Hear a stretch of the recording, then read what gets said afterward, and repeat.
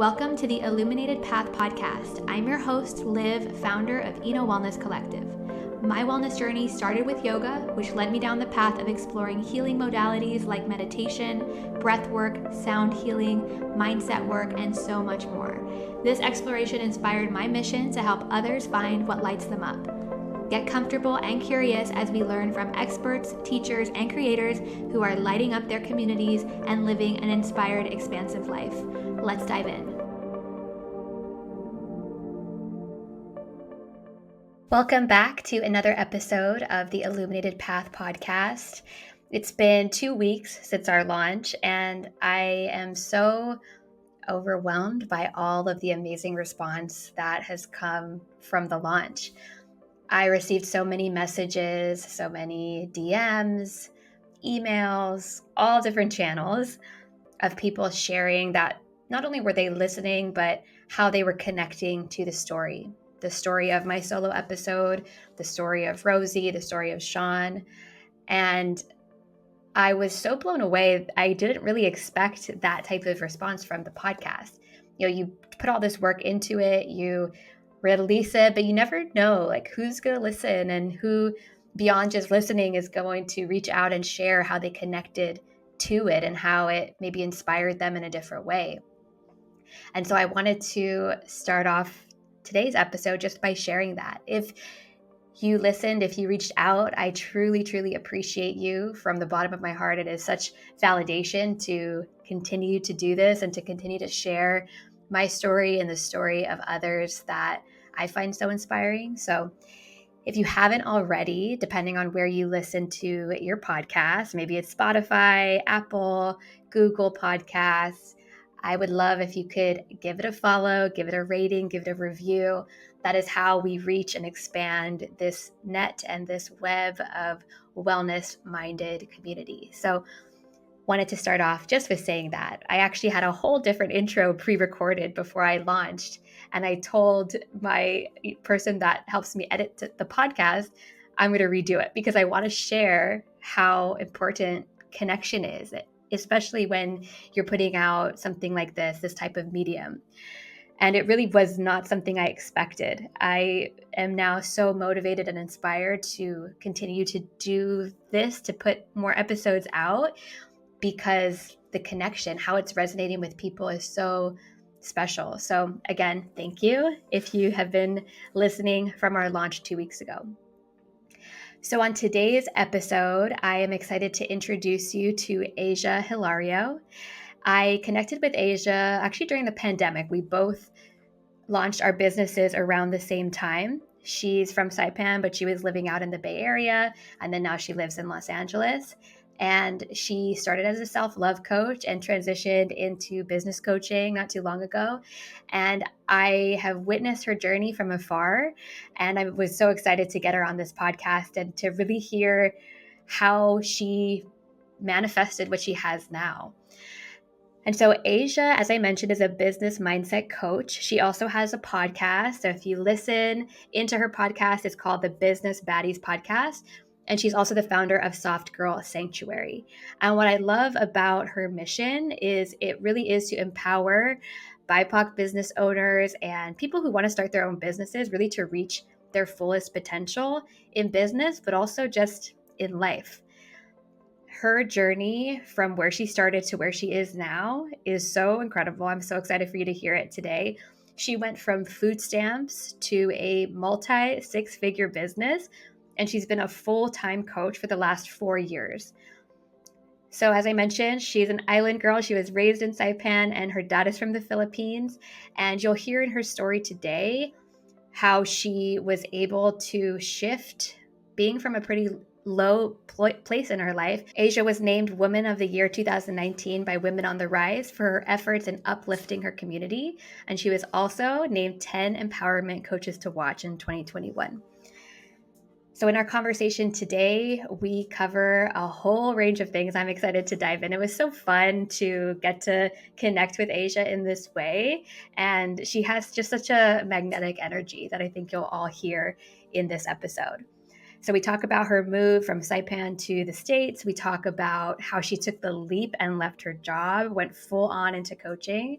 And a big theme that I listened to and really heard in her story was how to show up with courage, regardless of what's happening in your life. She's made that shift again from being a self-love coach to a business coach with self-love infused every step of the way. And this is a reminder as you listen to this conversation of how doing that inner work, going deeper, wanting to know yourself in a deeper way, has that ripple effect and reflects in all areas of your life. So I hope you enjoy this episode. I hope you enjoy getting to know Asia. Let's dive in. Thank you so much for having me. I'm so excited for this podcast. I'm actually it's cool because I follow you on social media, but it's cool for people to be in people's ears now.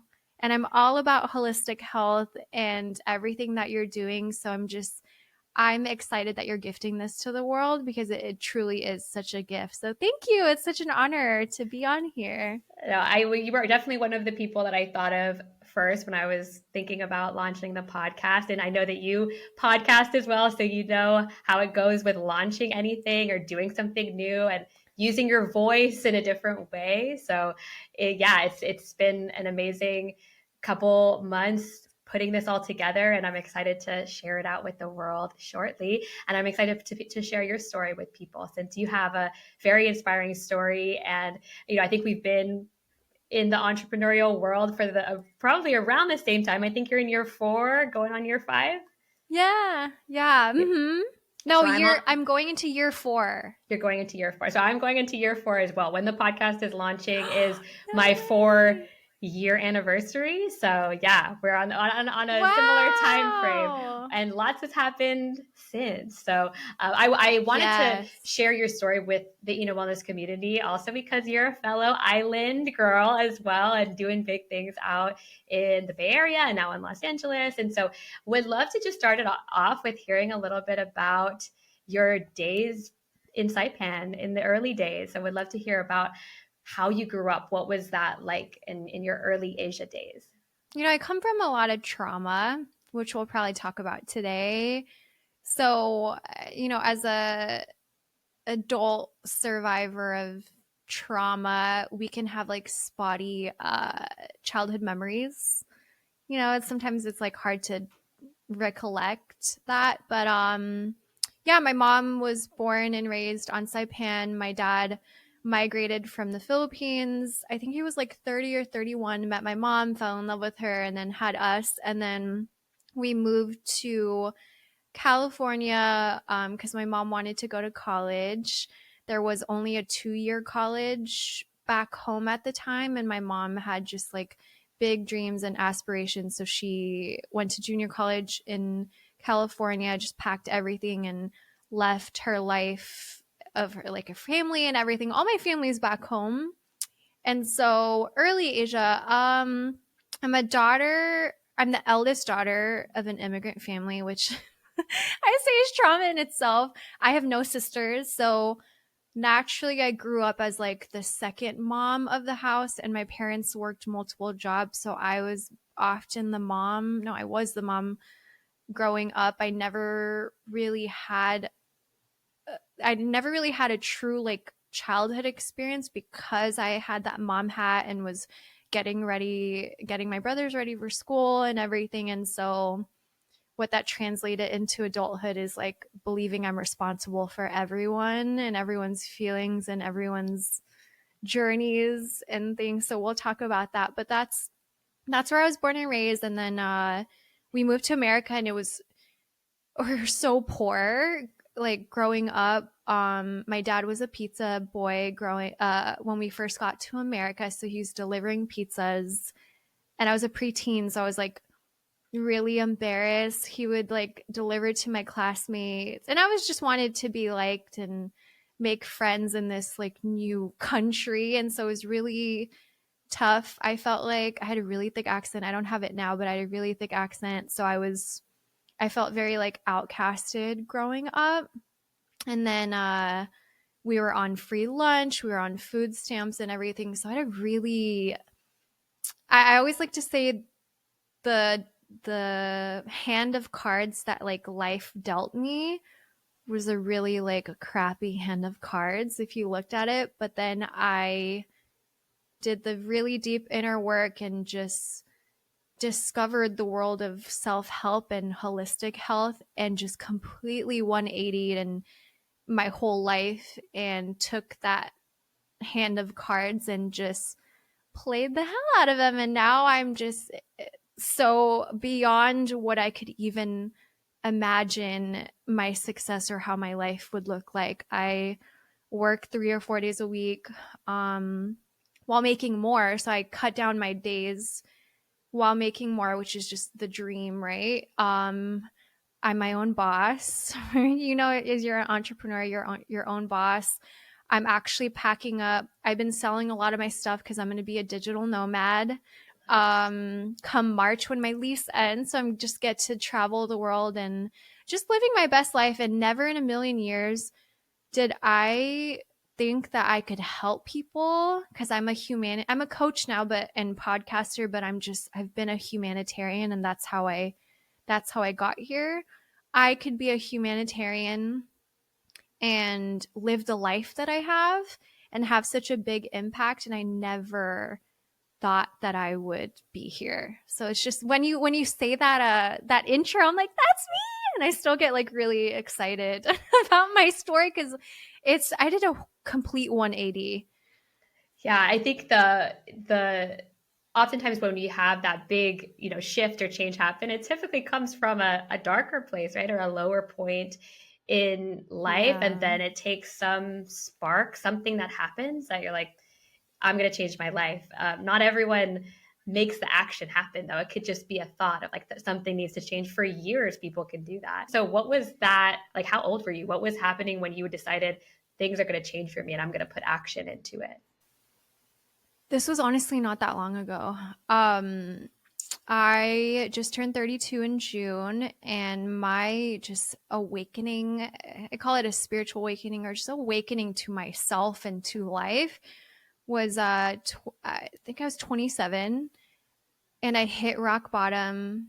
I just had really unhealthy, I don't like to say toxic anymore, but I really unhealthy relationships, friendships, unhealthy relationship with my job. And to be quite honest, I didn't really see that there was a reason to live. I was like, what's the hype of being alive? Just to pay bills and die? Like I thought I was in such a dark place my whole life up until I started working on doing the inner work, but I literally would look at people who were happy because I wore a mask that I was happy. I was very cheerful and try to make other people's happy and laugh and everything. But I literally would ask myself, like, are people faking it? Because I just don't see how someone can actually be happy in this life. Like, I felt physically and mentally tired.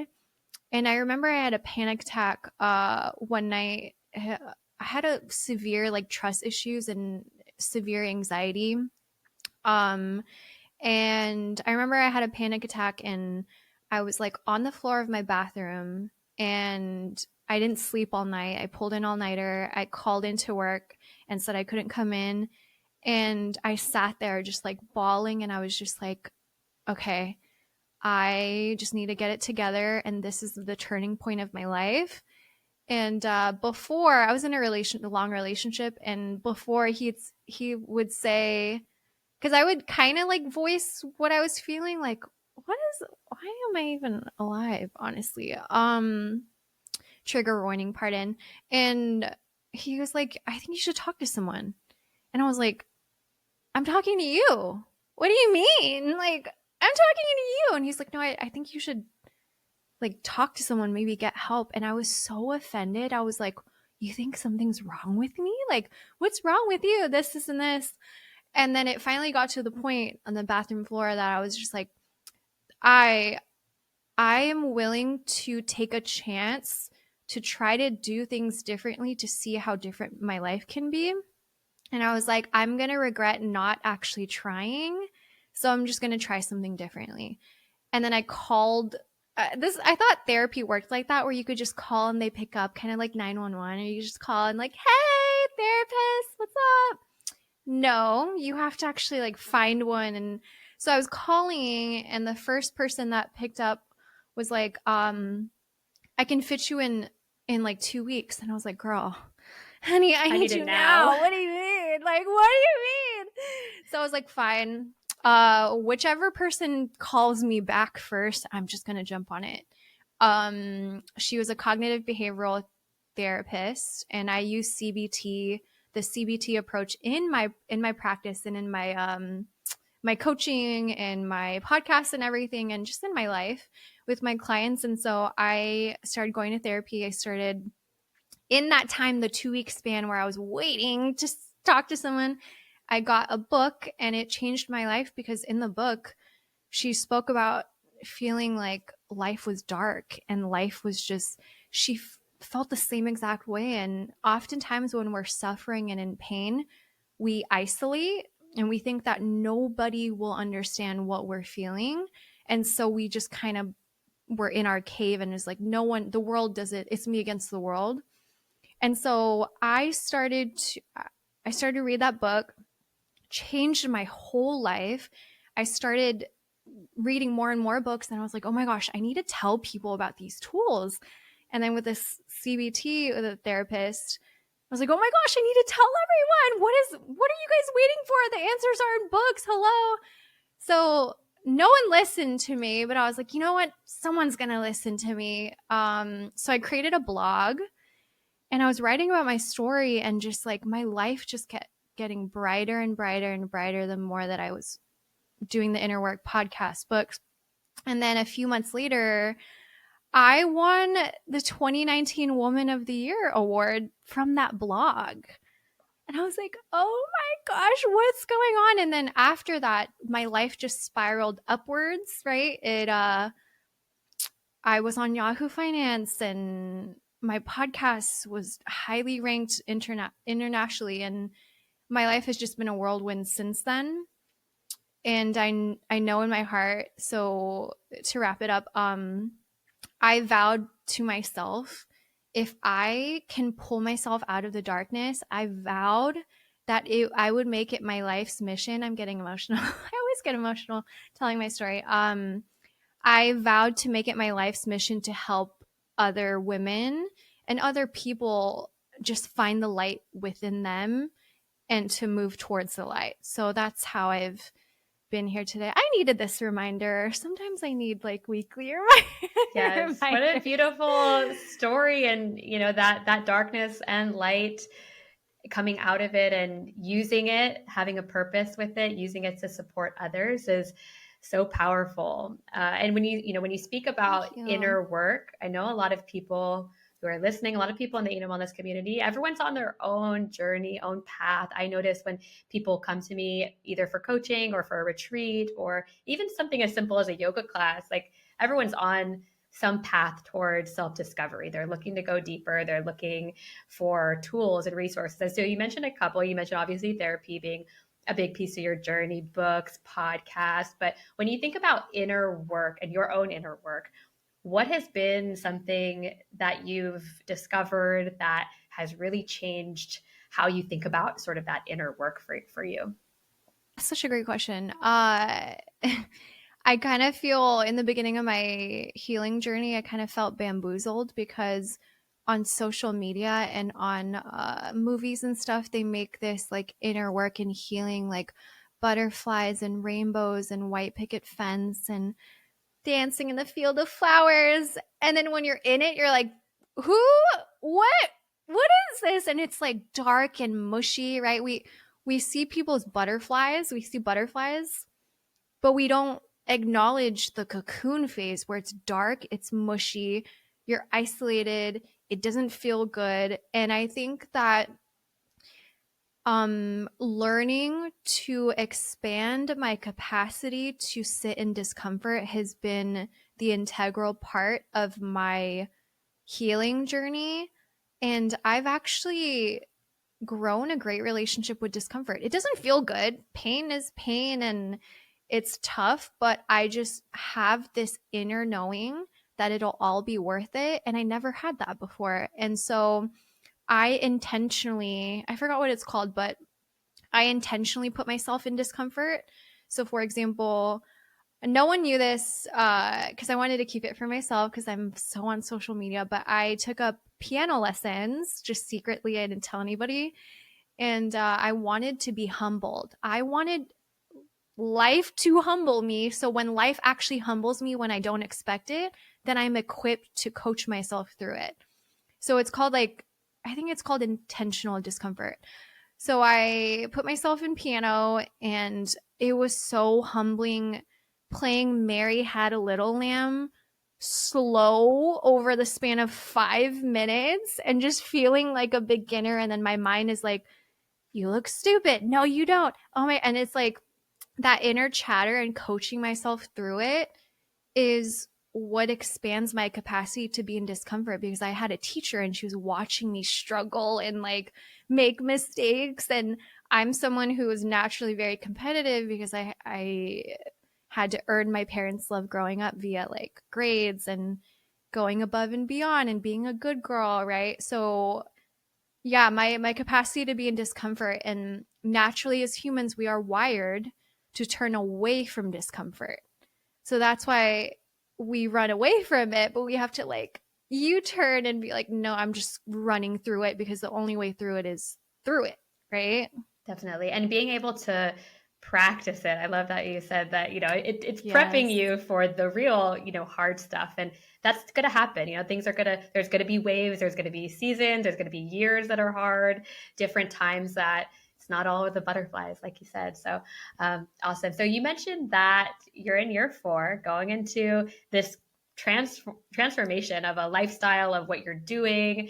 You're a coach. There's so many things that are different from a few years ago.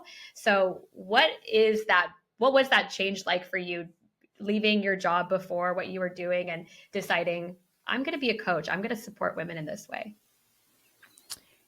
You know what? A lot of people are, a lot of people see, I mean, it was courageous leaving my job. At the same time, you really are a product of the 5 people you talk to the most, because I had 2 entrepreneur friends who had started at the same time as me, and they jumped ship. They left their jobs, and one of them worked at Yahoo. Like, it was a huge company, and she jumped ship. And I was like, and at first they were joking around because they were like, so when are you going to jump? And I was like, y'all are crazy. Like, in this economy, this is because we launched during COVID. I don't know if you launched during COVID. I love that for us. They're courageous. We just defied the odds. So we launched during COVID, and I was like, you guys are crazy. And I was like, wait, are they crazy? Like, and so it was scary. And I will say now that all of the courageous things I've done in my business and in life, like the courage to love again, right? I'm going through a breakup right now, but just the courage, I was proud of myself for opening myself up to love again. Is you're never going to feel 100% ready. You will never feel, I mean, this is for me personally, and I've done some courageous things. You will never be 100% ready. Just like for you're a parent now, and I just love that. You can read all the parenting books. You can watch other people's children. You can babysit. You can do all these things. You can talk to other people, but nothing truly, right? Correct me if I'm wrong. Yes. Nothing truly can prepare you 100% for parenthood. So with that, you have to actually take the leap. You can't wait till you're 100% because you may be waiting forever. So that's something that I tell myself is I don't need to be, maybe I'll give myself like 80%, but I'm not going to wait to 100 because I'm going to be waiting forever. I actually stopped. I have a lot of affirmations, and I used to say I'm a fearless entrepreneur. I'm a fearless entrepreneur. Now I don't say that because I do have fear. I had fear before I hopped onto this podcasting episode, and I just recorded one before this also with a different guest. And I'm a courageous entrepreneur because courage is not the absence of fear. Courage is moving through despite the fear. That's one of my favorite quotes. I forgot who said it, but I love yeah. that. And courage is a muscle. So you can build that courage. I was never this courageous before. I didn't even want to like read a book because I was scared of what I would find out about myself. I love it. When you think about the start before you're ready, that's come up actually in a number of different conversations I've had so far. It seems to be a theme of people that do courageous things is they start before they're ready. And there's almost that when you take a leap, you feel that fear in the air, like when you're in mid, air, it's that feeling. And I think a lot of entrepreneurs, that's something that they have to experience, especially in the early days too. So I know when you became a coach, and I've been following your journey as well since the beginning, right? You started in being as a self-love coach. That was really Yes. your start. So for you, self-love could mean different things to different people. For you, why was self-love sort of that aha, like this is what I'm going to focus on. This is going to be my initial program at the launch? Yeah, so great question. So I initially launched, I don't know if you saw it because I pivoted very fast. I launched as a general life coach, whatever people needed help with.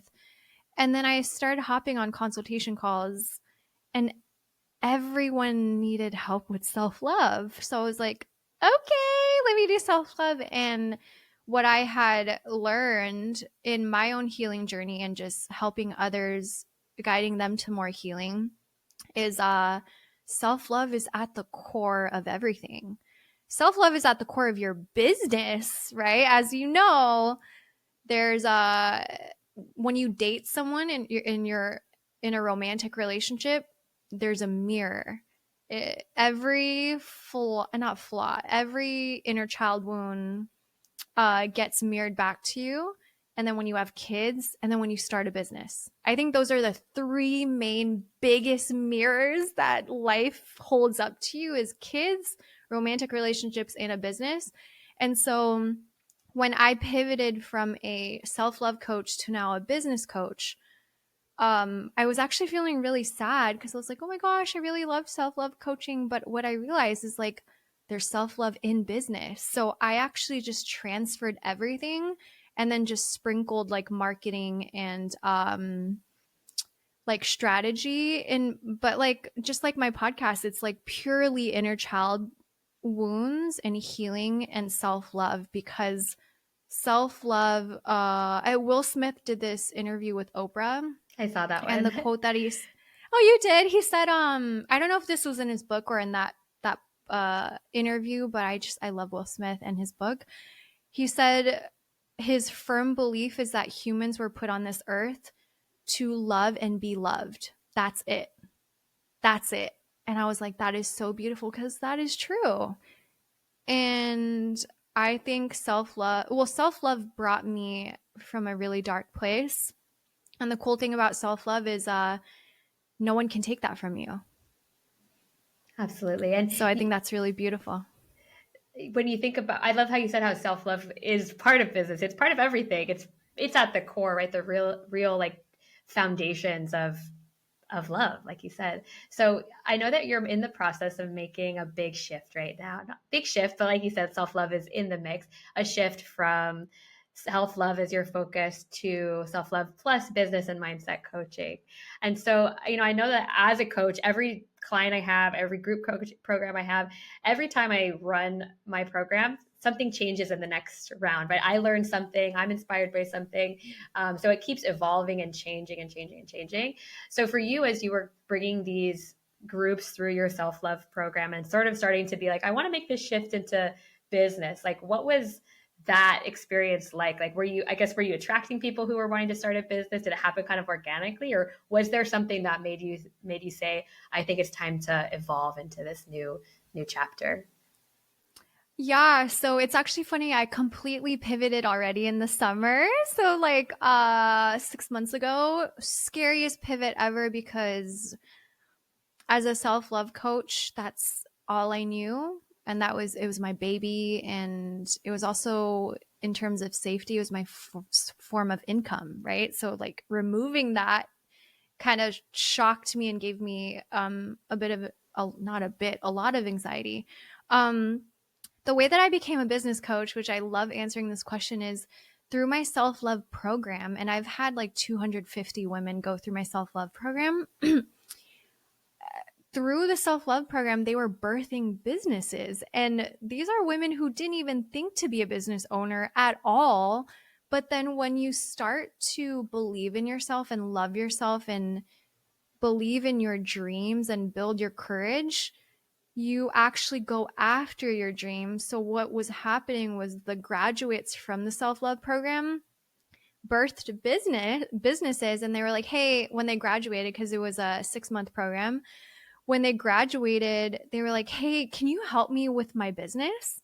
I was like, okay, yeah. I mean, I've been in business for so and so. And so I started coaching them on it, and I loved it. I loved it so much. And it self-love coaching lit me up, but business coaching lit me up so much. It's kind of like when you evolved the things that you still like but don't light you up as much. It also comes with grieving, but yeah, it just lit me up so much. And then I got so many, I wasn't promoting it at all. I was like, no, I'm scared. But then it was a domino effect because so many people kept asking me, hey, how can you do this in your business? How can I do that? So then God, universe, whoever you believe in, is funny because I shifted to a business coach. I got more business clients than self-love clients. So it just pivoted naturally. And then I started getting opportunities to speak in front of organizations and big companies as a business coach. And I wasn't even, my website didn't say business coach, nothing. So I was like being nudged over and over again, but I was afraid.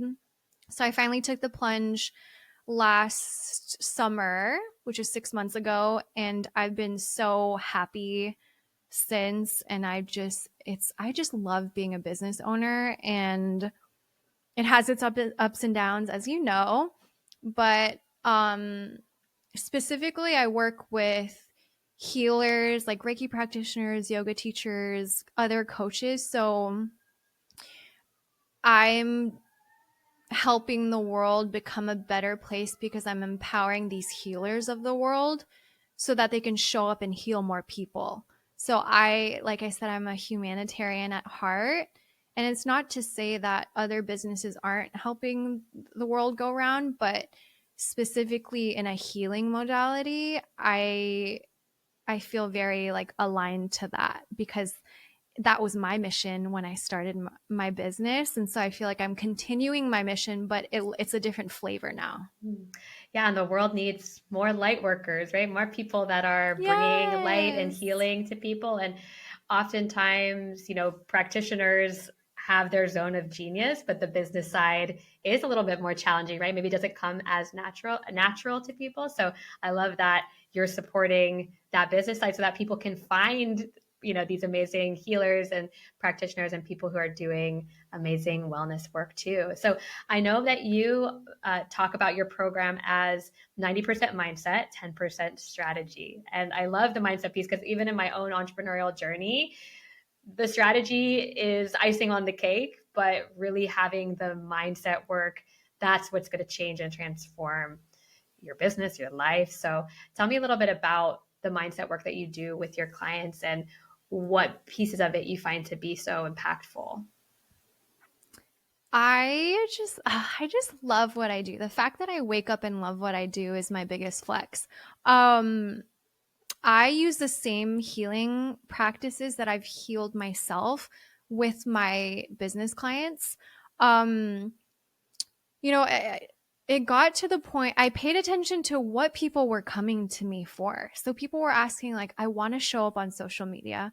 I want to share my gifts. I want to tell the world about like my medicine and how I heal, but I'm afraid to be seen. And so what I did was I used the CBT approach that I've learned from that first therapist years ago. And then also it's called psychodynamic coaching. It's like a branch of psychodynamic therapy where you find patterns in childhood that connects to how you operate as an adult. Because as you know, we are 95% in autopilot. 95% of what we think, act, feel, all of that is already pre-programmed, which is kind of scary to think about, but cool that you get to change that. And so I do the really, really deep inner work of digging into their past history and their trauma. And then inner child work. So we speak to their inner children and go back to those memories and process them and create different stories. And then boom, they show up way differently in their business. And honestly, like, I mean, I haven't ran into too many coaches that do that on a business level, like specifically business coaches. And so I really think that the work that I'm doing is revolutionary because I can just assign my business client to post 3 times a week. But if they're mortified and they just are people pleasing and do it just because I said so, that's not going to create everlasting change. And that's not going to create like intrinsic motivation for them to post when I'm not there. My job as a coach is to not have you be dependent on me. That's like me acting in integrity, right? I don't want you to be dependent. I want you to leave the nest flying on your own when you're ready, right? So by digging into the root of why they're afraid, because it's very sneaky, right? We have these sneaky excuses. I don't know what to post.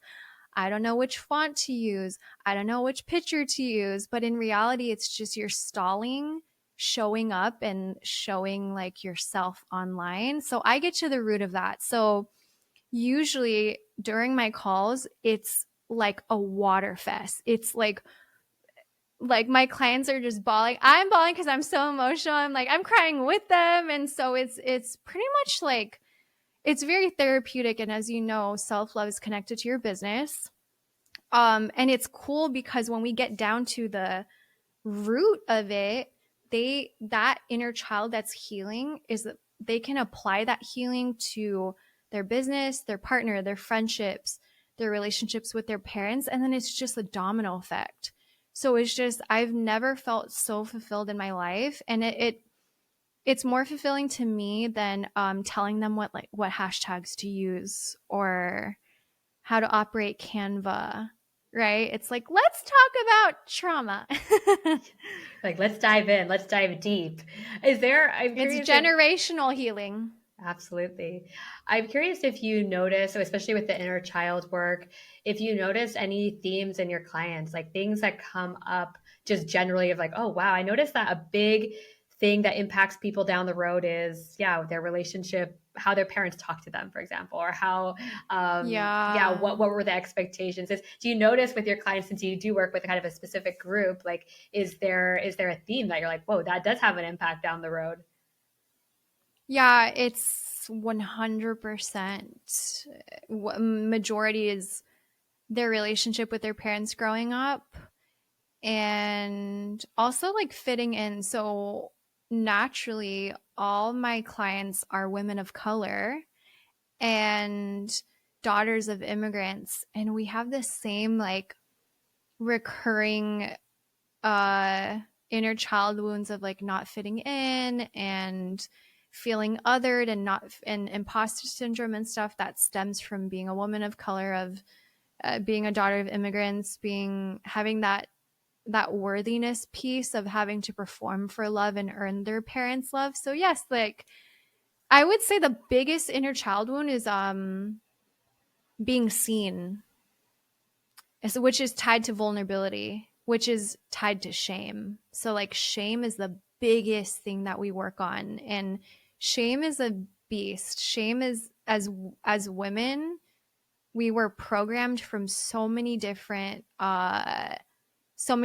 corners: societal, cultural, religious, patriarchal, all of these like outer sources that just condition us with shame.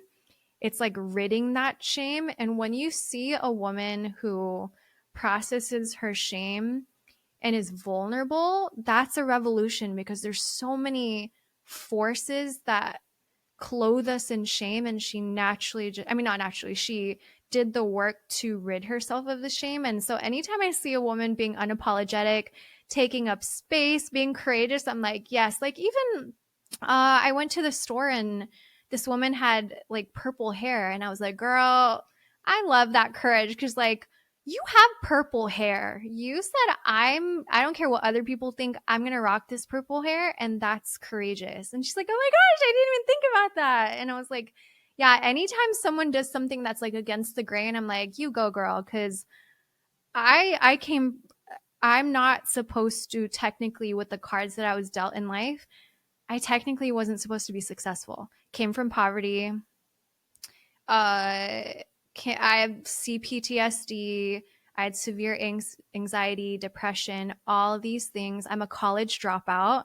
So technically, if you look at me on paper, I'm not supposed, the math ain't mathin'. I'm not supposed to be successful, right? But yeah, I went on this tangent, but women being unapologetic is just a whole vibe, because most of our mothers couldn't be unapologetic, and their mothers, and so like I said, it's a revolution, and I love it. And that's why I only work with women. I love how, yeah, the courage theme comes up for you in so many ways, right? And even, on social media, I love how vulnerable you show up and you share when you're going through stuff, when you're going through a breakup, when you're moving, whatever it might be. Like, you share that and bring your community along for that ride. And I'm sure a lot of people really resonate with that, right? Like, everyone can resonate with heartbreak, or doing something new, being scared, right? So that piece definitely resonates with me personally as well. I know that you mentioned on your sort of your wheelhouse that self-sabotage is something that you work on. And I love how on your website you're like, procrastination is self-sabotage, right? It is, procrastinating is a form of that. Self-sabotage comes up a lot with a lot of my clients as well. I think just generally in even a coaching experience, it can be hard to let go of your old self and make room for the new self. There's like that fear and self-sabotage behaviors and patterns that come up. So tell me a little bit about self-sabotage, like how that became a piece of what you do and how you support your clients with that. Yeah, so it's funny that you say that. I support my clients so much in that, and myself in this, because everyone self-sabotages. I'm actually coming out with a course. Oh, nice. I don't know Awesome. I don't know when this episode is coming out, but it's actually coming out at the end of January and beginning of February. So there's Perfect. a 2-week window. I'm just going to slide that in because I gathered my best tools on self-sabotage, because we all self-sabotage. It's just how we self-sabotage. So catching the patterns of what we do, say, and how we think ourselves out of doing something. So what I've found is it's so ironic, because we crave success and like feeling accomplished and content, but we can be fearful of success. And I also go into this in my course, but we have this, I call it, or people call it, internal thermostat. And it's like a ceiling that we put over our success that we don't put, like, if we push against it, we cannot go above that ceiling unless we like work on our self-sabotage. So we either plateau in our business, or we like go back to like old habits. And it's called, have you read The Big Leap? No, I've heard of it though. Okay, it's called the upper limit problem. So I said this on this last interview before this, is we cannot call in, we will not allow what we don't feel we deserve. So if we don't feel like we're deserving of success or a healthy relationship or whatever goals you're going after, sabotage will be very, very sneaky.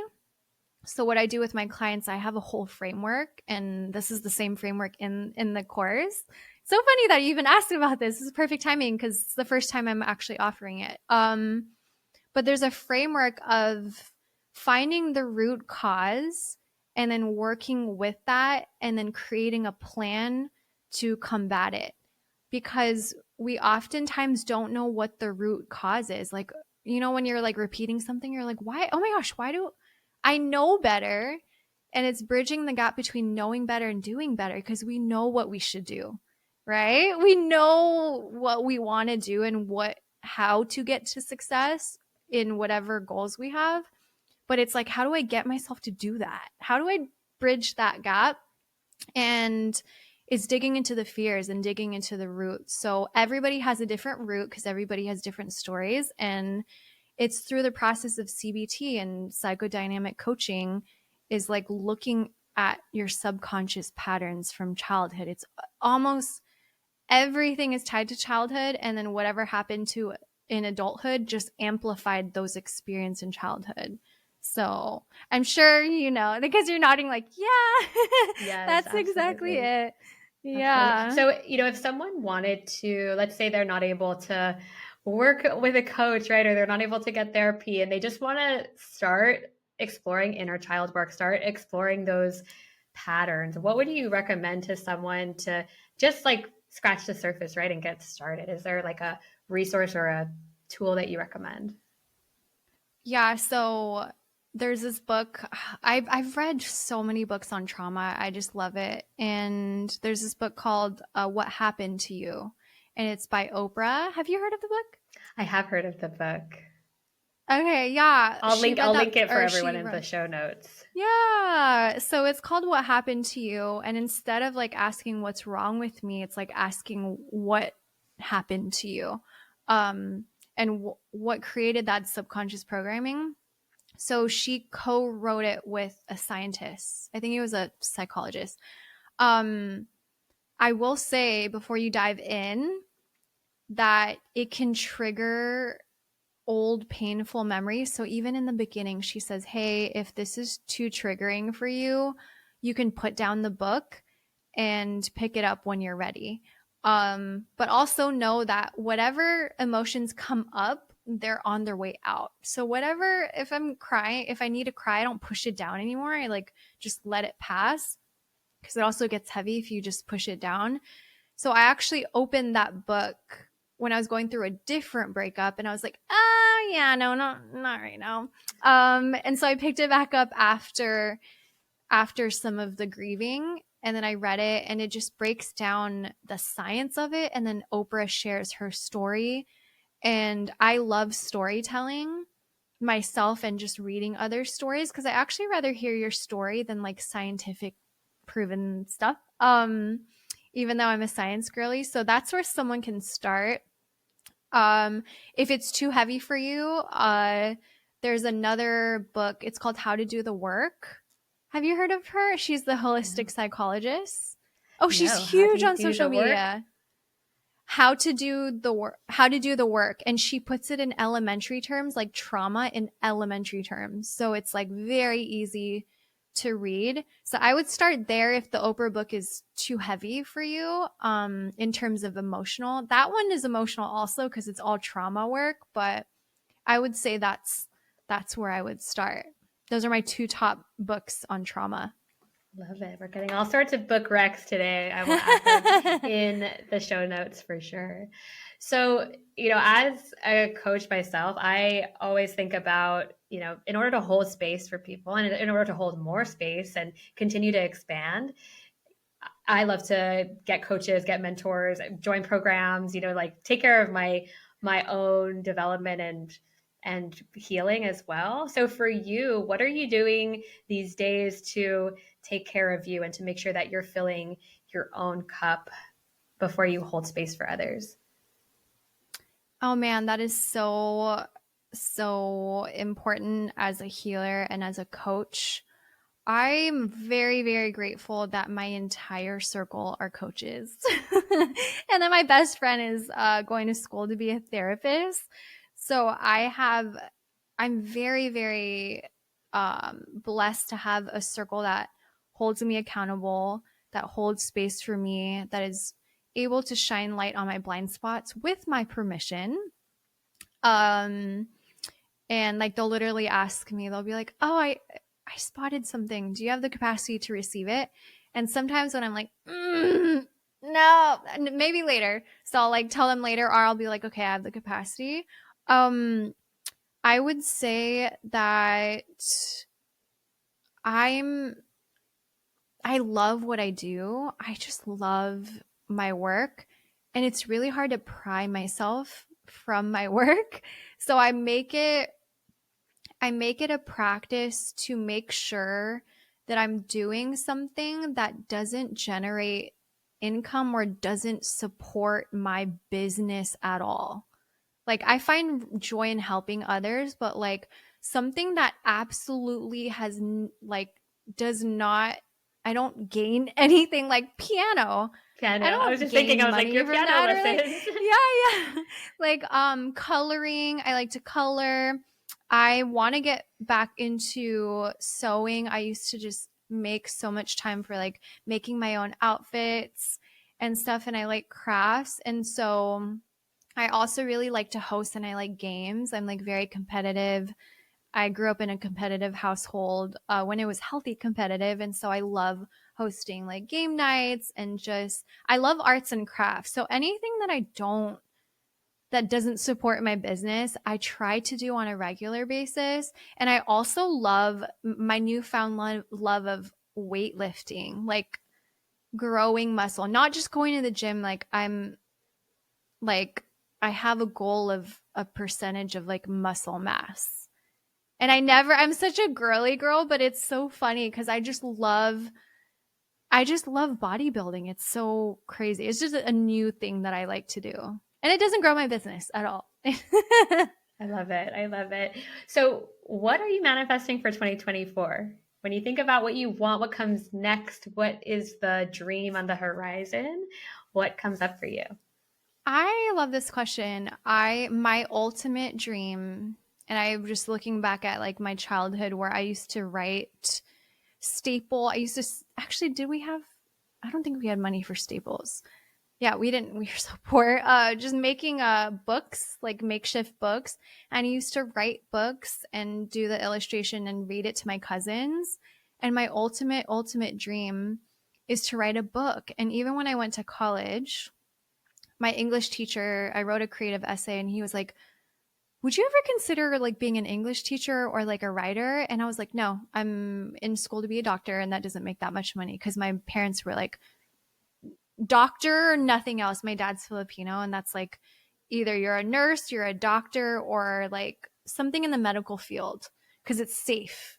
So I was like, no, that's not something. And lo and behold, like 12 years later, I'm prepping to write a book.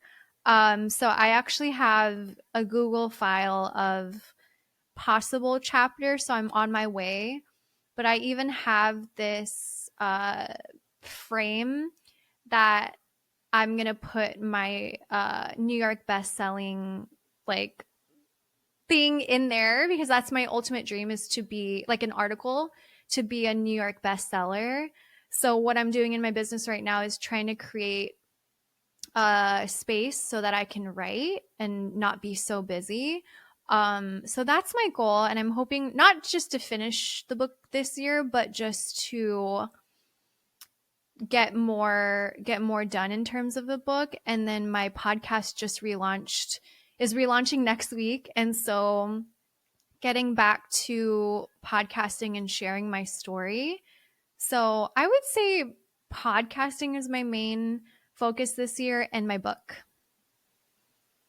I'm excited for that book. So definitely tell me when that's coming out. I can't wait to follow your journey and hear and have you share your story, which is so inspiring, and the work that you're doing is impactful. So, Thank as I read your you. bio at the start, like I hope you're feeling that, like a nice reminder of like keep going, right? It's impacting a lot of people as well. Yeah. So, in terms of these days, one of the questions I ask at the end of every podcast is, "What is lighting you up these days?" I was thinking about this because I have such a bright world and reality right now that I've co-created. Um, I watching my parents heal themselves holistically. So I had this savior complex where I felt like I was responsible for everyone, and I tied my worth to being of service to others, which I feel like a lot of women have, right? And daughters of immigrants and eldest daughters. But I kept trying to lead the horse. I led the horse to water, and I kept trying to push the head to drink. And in terms of my parents, I kept trying to get them to eat healthier, to exercise, to do all these things, because as an islander and as a Filipino, heart disease is rampant, right? So I really try to get them to heal holistically, not just their bodies, but their minds and their relationship and everything. And I just grew tired because I placed my responsibility over their healing journey. Naturally, they watched my healing journey and were inspired, and I didn't even have to force them anymore. So they go to therapy now together, which is, I didn't even think for the longest I would ever see my parents go to therapy. My mom is into like crystals like me.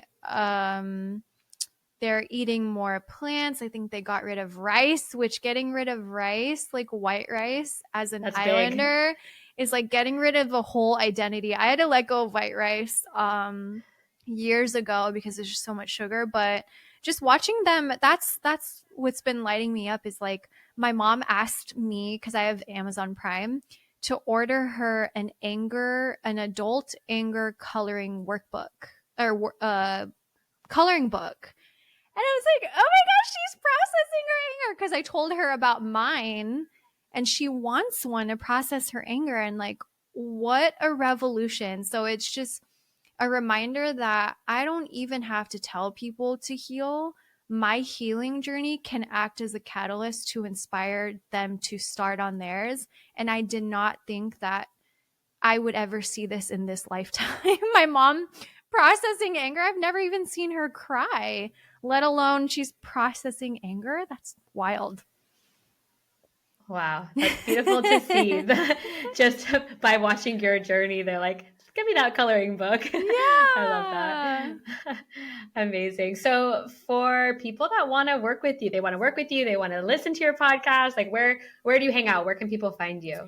I am the most active on Instagram. I love Instagram. So it's asia.hilario.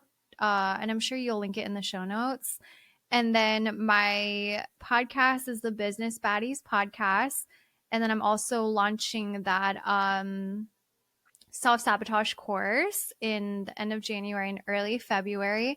And then if you're looking for a business coach, I do one-on-one private coaching, and then I have a group cohort I have it running right now, but I'll probably relaunch a new one in June this summer of 2024, and it's called the Brand Building Baddies program. And so it's just building a brand online so that you can call in aligned clients that are hell yes to working with you. Like my whole approach is like, I don't cold DM. I'm not in everyone's inbox. That's just not, I know that works for other people, but I like to be magnetic. I like to call people in just by my energy. And so that's actually my approach to coaching and business. I'm trying to think. Yeah, that's how you can follow me. I love it. Amazing. Well, it was so nice to reconnect with you. I know that we had connected like in our early business days, but it's so great to have you on the podcast and just having you share this story with the ENA community. I know they'll be super inspired. So thanks so much for making time. Thank you so much for having me. It was such a pleasure. Thanks for listening. If you like this episode, please rate and review, and don't forget to subscribe. Learn more at ENAWellnessCollective.com and connect with us on Instagram at ENA Wellness Collective.